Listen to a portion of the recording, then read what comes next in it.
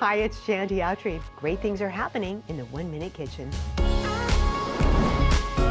It's the Italian version of the Hot Pocket. Calzones, piping hot and dipped in pizza sauce. Here's what you'll need. Pizza dough, make your own or store-bought. For this filling, I'm using ground beef, garlic, onion, chopped leek, and a little pizza sauce. Also pepperoni and a mixture of ricotta and mozzarella cheese. In a skillet, sauté the onion, the chopped leek, and fresh garlic. Then add the beef and a small amount of pizza sauce. For the dough, make an 8-inch disc. Now spread some pizza sauce over the dough, and on one side add pepperoni, the cheese mixture, the ground beef, then sprinkle some basil right on top. Brush milk around the dough edges, fold over, secure the edges, then brush more milk over the entire calzone. That gives it a shiny finish. Sprinkle some salt over the top, and then it's ready for the oven.